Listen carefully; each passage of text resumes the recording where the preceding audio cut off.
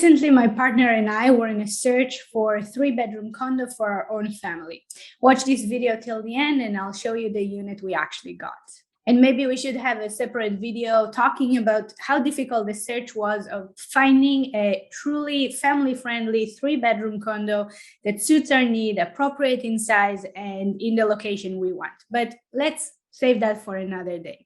If the topic of family-friendly condos interests you, you should watch the debate I had with Sasha Tsuchus from Greybrook Capital, and where we discussed why the industry doesn't meet the needs of young families. It was a very interesting debate discussing pre-construction sales, the needs of the market, and where the gap lies. Also, in 2017, the City of Toronto introduced a new set of guidelines, Growing Up, Planning for Children in New Vertical Communities, where the guidelines, among other criteria, has a requirement for 10% 3-bedroom and 15% 2-bedroom units in any development of 20 units or more. The city introduced it to make Toronto more family-friendly, especially because very few large units were built, and those who were built weren't suitable for the needs of families. We covered these guidelines in our online course, Planning for Non-Planners,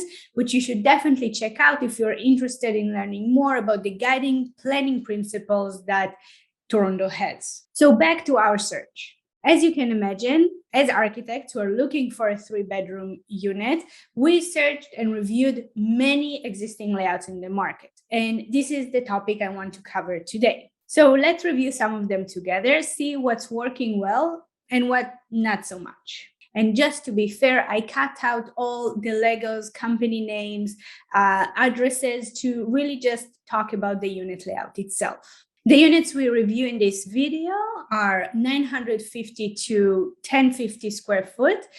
On average, there are some smaller or some larger that I'm going to cover, but they are all 3-bedroom and 2-bath because that was our requirement for our unit. So let's start with some good examples where the 3-bedroom unit is in the corner and either the living room or the bedrooms occupy that corner.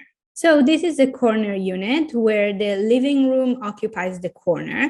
And you can see in this case, it's called a split plan or a split organization where the bedrooms and the main bedrooms are actually on opposite sides. Here you can see that there is an element of a corridor, but it actually provides a separation between the private parts of the unit and the public part of it.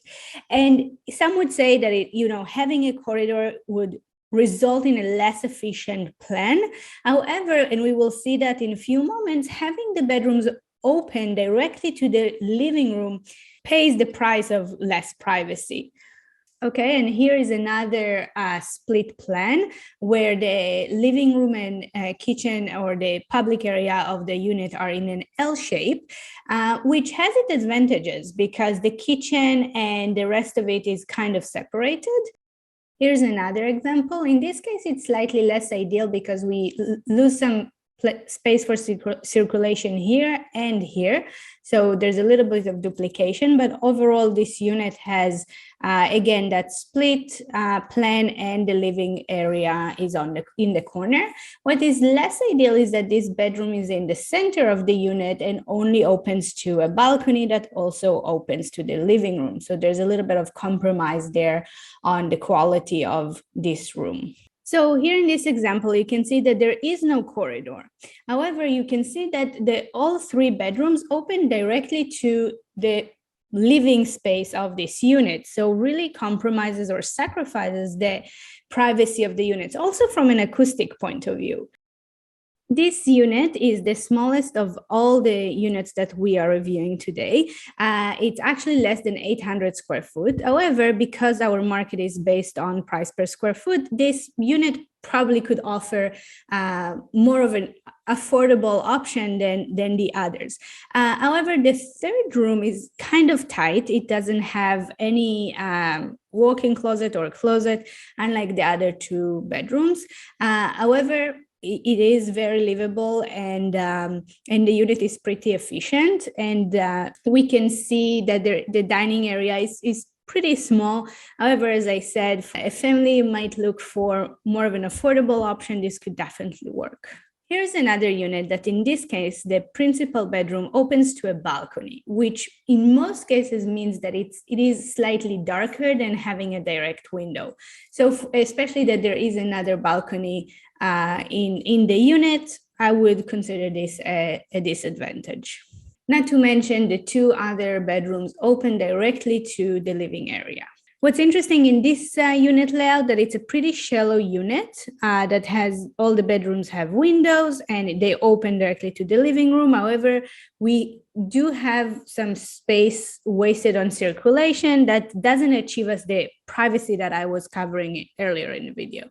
Now, I would like to cover a topic or a scenario where we have a third bedroom without a window, which I think, especially when it comes to families, it's a huge compromise. And even if the third room will be used as an office, you would still like to have some natural light. So in this case, you can see this is the third bedroom. It has no windows and it's more of maybe a guest suite. But again, it's kind of a compromise. It is pretty tight. It opens to the living room. It has the glass door that maybe it has direct light from this area. However, less than desirable. Here in this case, this is the third bedroom that doesn't have direct light. Again, in the center of the unit, not very desirable. In this case, here's the third bedroom without the window that I kind of wonder why not locating the bedroom here to have that access to natural light, especially that, you know, having a bedroom without a window is such a huge compromise and this space looks big enough, or even having it in this orientation, the living and dining area. Here we can see the third bedroom that could have been located here to gain the natural light and yet not compromise on having enough natural light for the kitchen and dining area. And yet we have this corridor that in this case is really a waste of space. Here we are getting to the third type, which is a 3-bedroom unit that are not located in the corner. So you can see here that perhaps it's even in a mid-rise building, but you can see they're all facing one facade and the unit has to be pretty shallow in order to have the bedrooms and enough natural light. These are non-corner units that in order to accommodate a third bedroom, they have to be pretty deep. And then the third bedroom is located without a window and without natural light. You can see this unit, for example, that is probably pretty deep. And here's the third bedroom over here that closes with glass doors, although there is no source for natural light because it's really far away from the windows. This is one of the largest units. It's more than 1,300 square feet. Here you can see there are actually 2 bedrooms without a window at all. One of them is pretty big too. Now, my assumption here is that this was a very large unit because it's almost 1,400 square feet and they wanted to offer more bedrooms. But the cost of this compromise is simply too much, in my opinion, even if the target market is not families at all, but downsizers. Here is one example of a corner unit, but it's an internal corner. So imagine a U-shaped building, but this unit is facing the internal part of the U-shape. And again, it's very hard to design any unit facing the internal corner. Nevertheless, a 3-bedroom unit. This bedroom, for example, doesn't have windows, and it results in a pretty dark unit overall. And as I promised, let me share with you the unit that we eventually got. So first of all, I will give the credit here for the architects, which is Quadrangle Architects. And I think I really like this unit. And our unit, you enter here. This is the more private area of the unit, and this is the living room that it is a corner unit. In our case, we don't have that second balcony. This entire space is one big space, and the prime bedroom is on this side. All 3 bedrooms have windows with direct natural light. The unit is a corner unit. And that's it. That's the end of our search and the end of this video. Thanks for watching.